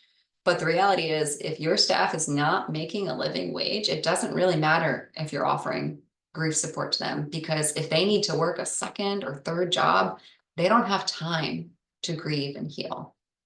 So let us strive for that thriving wage across the board, all behavioral health. We need to really work on our salaries. But today we're talking about peers. So let us focus on creating a thriving wage for our peer workforce so that grief support and healing isn't a luxury, but a requirement for the work that they do. And we can do that by developing some clear protocols, establish guidelines for what to do when a client overdoses, including support mechanisms for staff like EAP, mindfulness, and stress reduction programs, exercise assistance benefits. What about, here's a crazy idea, what about offering a bereavement day for the loss of a client? I mean, most organizations offer bereavement for family or loved ones, immediate family. What if we expanded that to a single day to just process loss of a client? Provide education on grief and trauma, offer workshops on understanding and managing grief, trauma response, and self-care. If you're an organization who offers any kind of continuing education or professional development funds, maybe consider offering grief support, trauma response, self-care as options for those dollars. And if you already do, maybe reminding your staff that this is an option, or seeking out those courses and not leaving the onus on the individual who's in grief or in crisis to find those resources themselves. Give flexibility. Offer flexible work arrangements that include flexible scheduling or time off when needed to grieve. Again, that day maybe for bereavement. Foster a professional environment that supports flexibility for emotional recovery and normalizes it. I mean, all of us, we work in these spaces of healing and helping, and yet sometimes we can get so rigid on the space we create for that process with our own staff. And create those spaces for connection within our organizations. That can include grief counseling services, support groups, debriefing sessions, regular check-ins, individual supervision. Create a peer support system. Pair experienced peers with newer hires for mentorship and emotional support. Reserve a reflection or quiet room on site for a safe space for staff to process. Remember to schedule regular check-ins and debriefing sessions with your peers, even if they seem fine. Please do not wait for the signs of grief and loss before we extend our support and care. I know here at the National Council, on one of our funded projects, we offered a free drop-in grief support for peers over 2023. That project has since ended. Hopefully we'll have the opportunity in future funding to offer a virtual space for grief support that was run by peers for peers. So don't be hesitant to go online and look for these resources, because they are starting to emerge and become much more accessible just out of necessity. Create memorials. Develop appropriate ways to honor and remember clients who've passed. Events and remembrance spaces can help normalize the grieving and healing process within your organization, and give permission, to feel and heal while we're navigating the very intimate and interpersonal work that we have to do as peers. Oftentimes, we need permission to feel and express ourselves, especially in a professional setting. And if we can start to normalize that, I think that's just one additional resource we can offer a workforce that needs support right now. And I think I like to make this point often. We overcomplicate things so much as humans. So let's try to simplify it. I want to wrap up with this quote from Dr. Vivek Murthy, our Surgeon General. I heard it years ago while presenting with him, and it's just stuck with me. And remember, compassion and love are the oldest medicines we have. Their power to heal is immense. Compassion and love are the oldest medicines we have. Their power to heal is immense.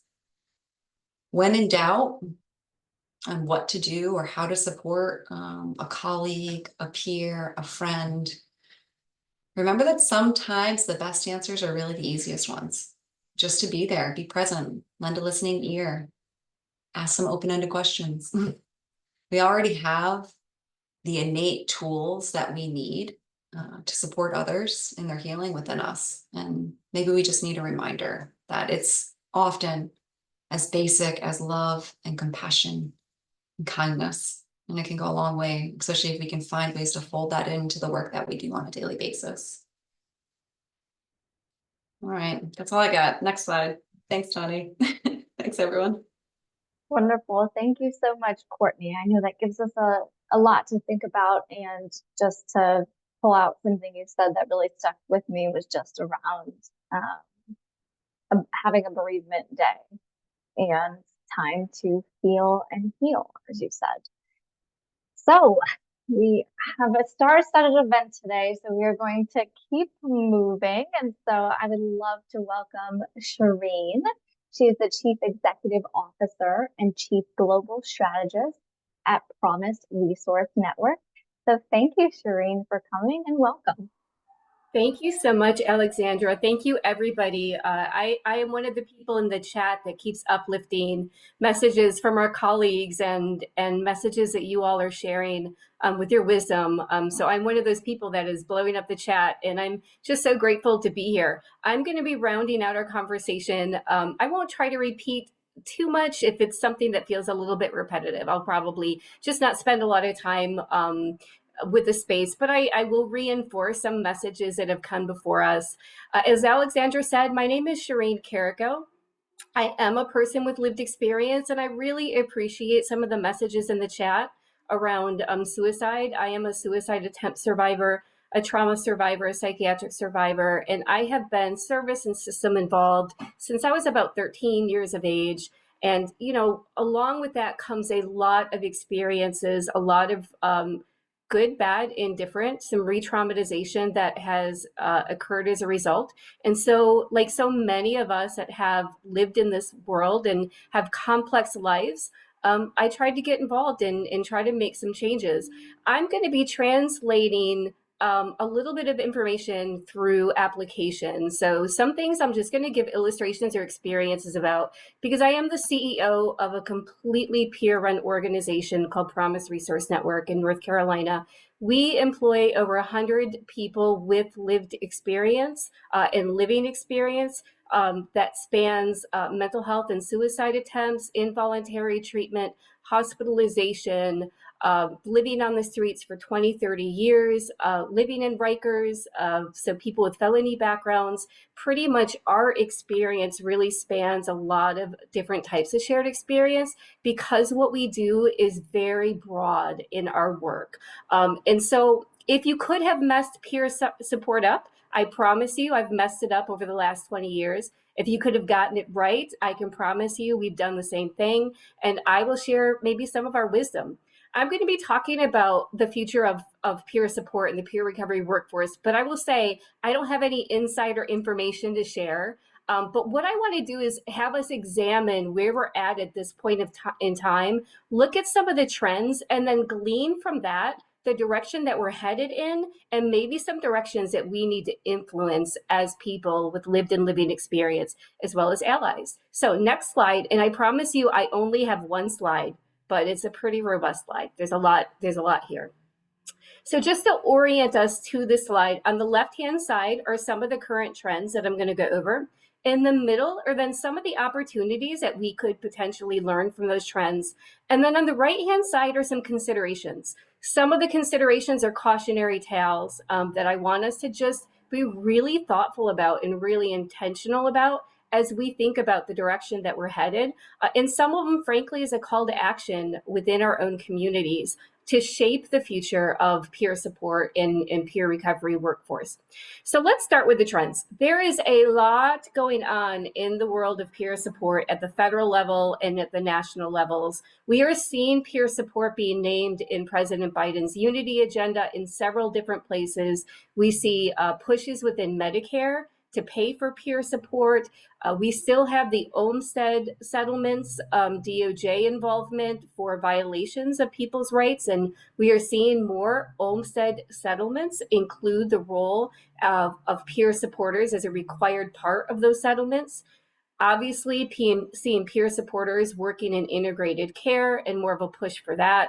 And then in the mental health space and the integrated care space, we have CCBHCs that are requiring peer support to be a part of it.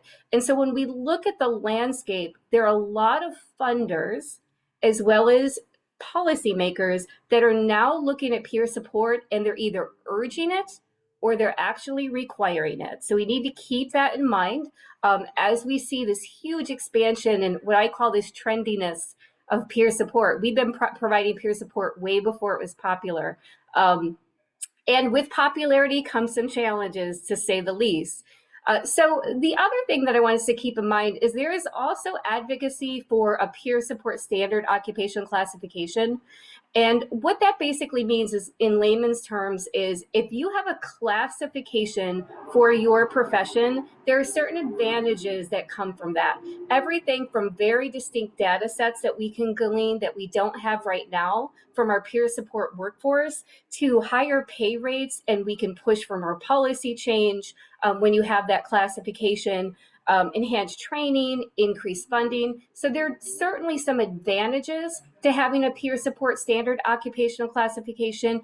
If you're interested in getting behind it, definitely look it up, because there is a lot of movement happening for that right now. We also have the most recent Medicaid clarification coming out that peer supporters can be supervised by peer supporters. There was a lot of interpretation that peer supporters needed to be supervised by clinicians for Medicaid standards. And that clarification has come out that that is not the case. That is really important. It's particularly as our colleagues have talked about a lot of issues with supervision and retention and pushing peer supporters out of our scope of practice and co-optation of peer support.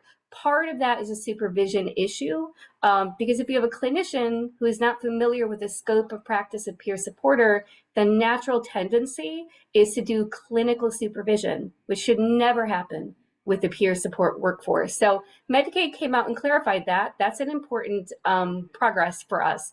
We are also seeing on the crisis prevention, diversion, and alternative side, a lot of opportunities for peer workers to be involved in crisis response, crisis prevention, crisis diversion. We are seeing non-police response teams that utilize peer supporters. We are seeing peer support only response teams. We operate at our organization a 24-hour-a-day, 7-day-a-week peer-run warm line. Our volume of calls is the same in our state. It's like 1,000 calls different with 988. And so it's a very heavily utilized 24-hour-a-day, 7-day-a-week peer response line. So we're seeing opportunities like that emerge, including non-confined crisis response. So not going to the emergency department, not being involuntarily committed, through things like peer run respites that are completely staffed and operated by those of us with shared experience. We had talked about, Andrew did a beautiful job of talking about liberation and racial disparity and equity. I will say that this is very nuanced in so many different ways. So I have the word racial disparities up there, but there are also other disparities and opportunities that we need to consider. And I'll just give you one example that came yesterday, as a matter of fact. Our state has a class action lawsuit that was just filed because of young people being boarded in emergency departments and living in emergency facilities with a lot of issues that go along with that. And so funders came to me and said, you know, we want to work with those kiddos. And I said, you know, you have to, in a peer support space. And I started asking them questions about their bandwidth for cultural relevancy, right? In cultural humility, and what equity and reducing disparities would mean. And I said, so here's an example. You have a bunch of these kids that have been gang involved. How would you feel about me hiring former gang members? Because that's who we're talking about. We're talking about the people that lived in Rikers, supporting these young people to even imagine a future and a life and connections outside of gang involvement. That's what we mean by cultural relevance. It's shared lived experience around peer support. And as the push is more and more for this thing called peer support, the nuances of what it means to be done well are not necessarily being examined. So that's just one example that I shared just from yesterday. Another one is people who use drugs.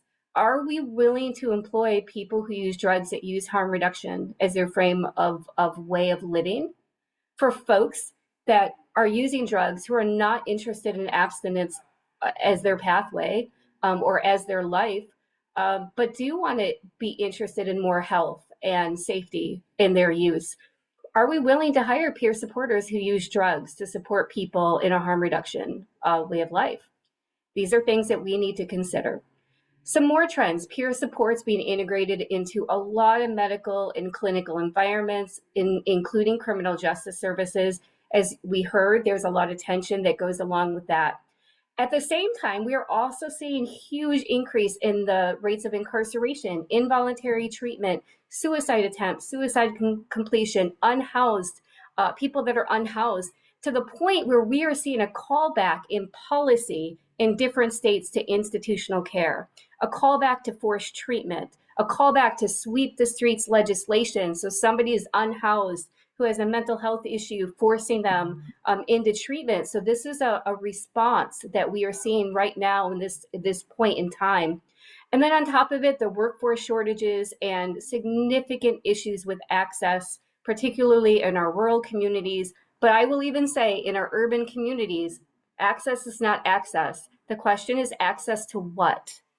If what you're offering me doesn't feel reflecting of my community, does not value who I am, does not take time to have relationships, that is not affirming, then you can have all the access and you want, but people are not going to show up. And that is the absolute truth. So with all of these trends, we see a whole bunch of things happening in the peer support landscape. Some of it honestly feels like Back to the Future for me.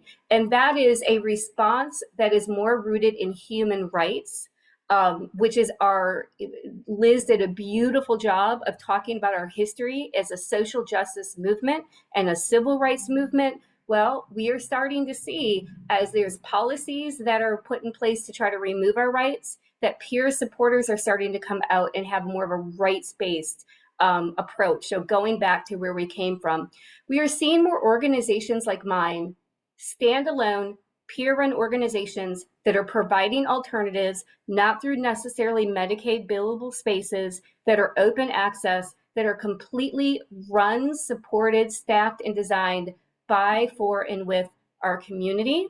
I'm hoping that we see more and more of that happen, because there is a huge gap that we leave behind when peer supporters only work in clinical medical settings.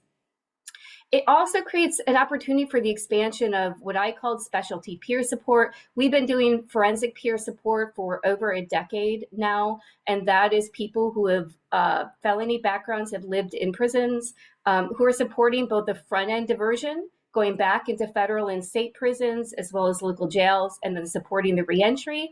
We recognize that while there's foundational skills and values, there are also some uniqueness that go along with these specialty areas. We're seeing this with older adults, with gender affirming peer support, people that are unhoused.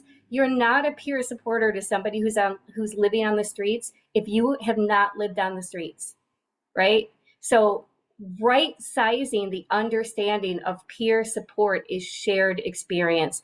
And then we're seeing this within the HIV community with people who use drugs, with youth peer support. These are the opportunities that we're starting to recognize that shared experience is vitally important, regardless of what your life experience is. To have somebody that really shares that is a critical ingredient. One of the opportunities is that this poses, and I'm a consultant for a lot of behavioral health agencies that are hiring peer supporters in, and I put in the chat, not every organization should be hiring peer supporters. And I mean that very honestly. If you are not prepared, truly understand it, really value it, embrace it, at least you're willing to do that self-reflection and that examination, please do not hire peer supporters. Look for your local peer-run organizations and contract peer support out to people that have that expertise. I use this example. We're a large peer-run organization. I am not going to hire psychiatrists. I could hire psychiatrists, but I promise you that our environment is not conducive to a psychiatrist coming into the space and being able to practice to their best practice. That is not how we're designed. That is not what we are designed for. So just hiring a psychiatrist or hiring a clinician does not make us a medically sound practice or medically sound agency. It doesn't make us a clinical agency. It means that we've hired a clinician, but we're a peer-run organization. The opposite is also true. Just because you hire somebody that has a diagnosis or have shared experience doesn't mean that you're doing peer support well, or that they are even in a position to be able to do peer support well. I've seen this throughout the chat. Well, but I also have my clinical degree and my lived experience. Here's the bad news. You can't be a clinician and a peer supporter. I'm sorry. I hate to tell you this. You are then a clinician with lived experience. Your code of ethics are different. Your skill set is different. Your worldview is different. The tools that you pick up and use is different. The language that you have to use is different. It is not the same thing. Peer support is a profession with a scope of practice, its own tools, and its own worldview. And if we don't see it as such, then we're just hiring people in to assimilate into a clinical agency that has lived experience and calling it peer support. So that gets to some of the co-optation and the drift that we've talked about. We are seeing, this is going to be an interesting one. We're seeing more peer supporters go into private practice, to borrow from a clinical term. What does it look like for peer supporters to have their own peer support practice and contract peer support out? What does that mean for our workforce? What does that look like in terms of opportunity? It's going to be interesting to see where we go with that. And then there is a lot going on in the technology space. So leveraging technology for access, whether it's through the phone lines and chat lines, social media, we are seeing video games, we are seeing avatars, so many different ways that technology is starting to be utilized around peer support, including peer support for supporters. There is always a cautionary tale with that.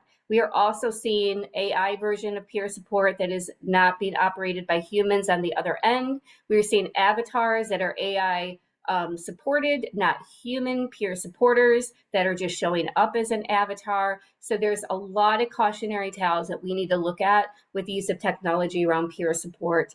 And then one trend that I just wanted to throw in there around access is the role of peer supporters in transportation. We do this for cancer treatment. Right? So somebody who is struggling with treatment for cancer, having transportation to and from their appointment.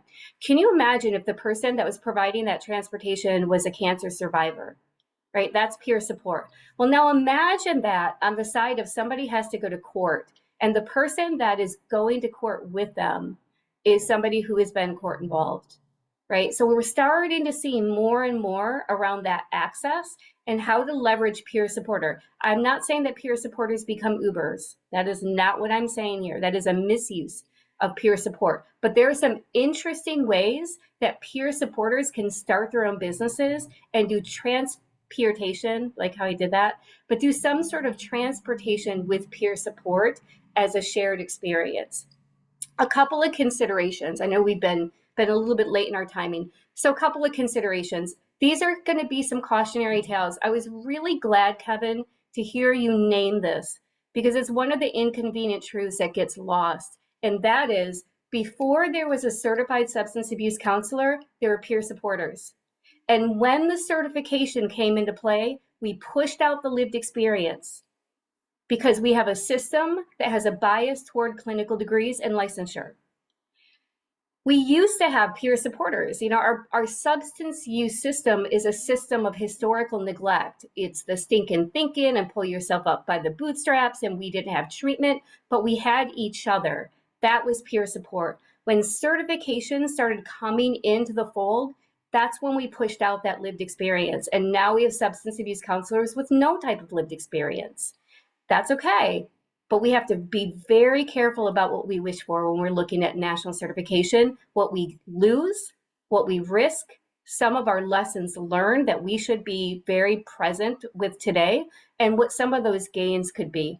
Same thing with the National Association. I love, Andrew, when you were talking about liberation, and the challenge with the National Association is a mindfulness, being very intentional, is are we just replicating systems of oppression and system of privilege and calling it an association, right? So you have privileged people, you have credentialed people, you have uncredentialed people, and what are the unintended consequences of creating an association like that?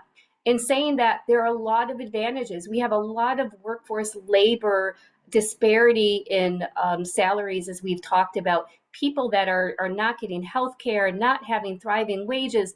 All of those things could be taken on by a national association. So there are uber advantages to it. But with anything, we need to really think through the perpetuation of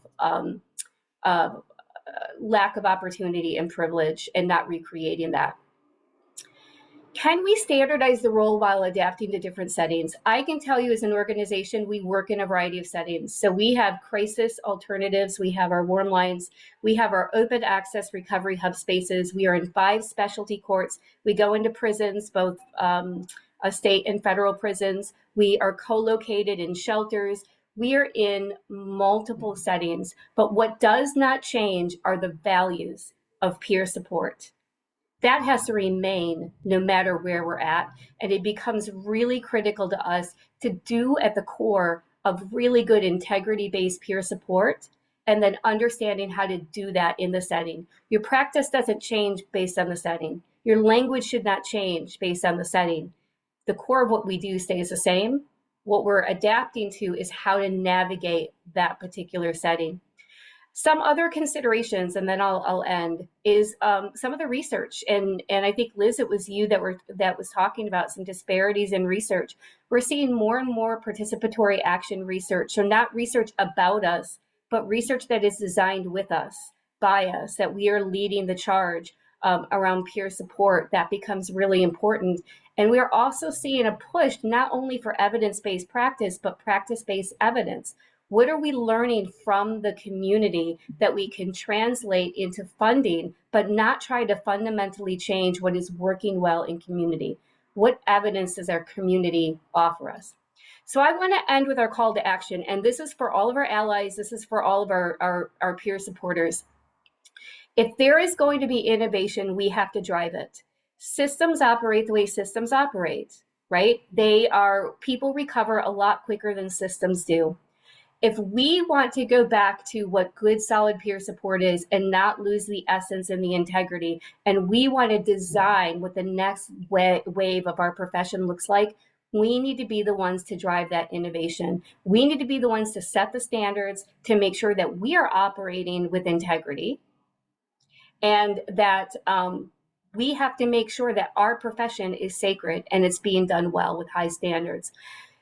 I also want us to start really thinking beyond sharing our stories. Our stories are great. I'm really appreciative of it. I will tell you that somewhere in my career, I no longer wanted to become the person that is up on stage, spending 15 to 20 minutes sharing my story and having people gush and say how cute and sweet I am, and they can't believe of my life experience, and you're the exception, and you're a high-functioning consumer. And that's exactly what happens. If you've been in that position, you know exactly what I'm talking about. I decided along the way, I was no longer going to be that person, because when I left the stage, people were meeting to make real policy changes. They're making the real changes.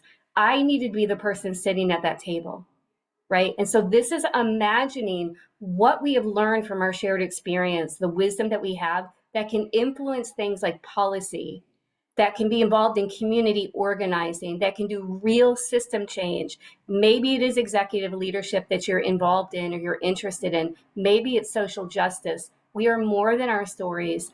And I will end with peer support is not just a job. Peer support is a career, and we have to treat it as such. We need to develop it as such, and we need to honor it as such. So with that being said, thank you all so much for this space and this time today. And this is my contact information if anybody wants to get a hold of me.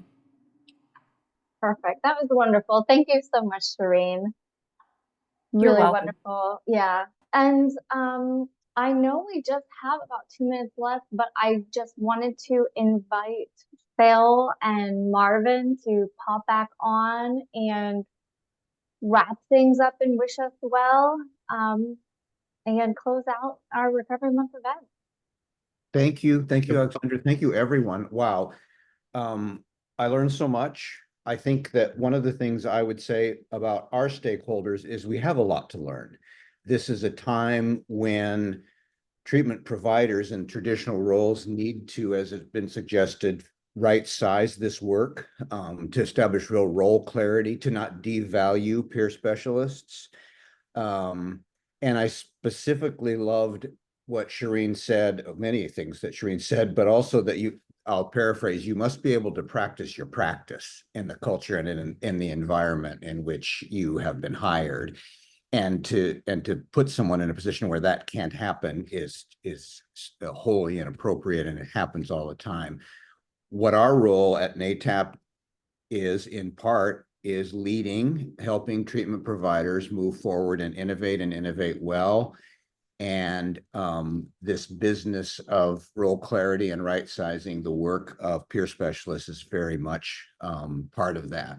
And there's much that treatment providers don't yet know. The last thing I would say is you got to measure it. We can't fund it. We can't fully implement it. It won't be successful, whatever the it is, unless it can be measured. And so I had put in the chat earlier a new toolkit that just came out from the Omni Institute about measuring peer recovery outcomes. It's one tool. There are others, but they do good work. And I looked at it, and it looks good. And the role of measurement is critical. Ultimately, we've taken too long to get to measurement, even in the area of recovery generally. And so that has to be a necessary part. So thank you all for coming. Thank to all the panelists. Thanks for the collaboration with the National Council. We'll do it again soon. Yep, and I just wanted to say a special thanks to Alexandra, who had a big role in putting all of this together, all of the speakers that you saw. I really appreciate all of the work that she did in getting this together. And my last thought is let's just move forward. I have to say this is one of the better recovery month webinars I've attended. So maybe my opinion of them is changing. Thanks to all that have invested the time in doing this, and we'll see you soon.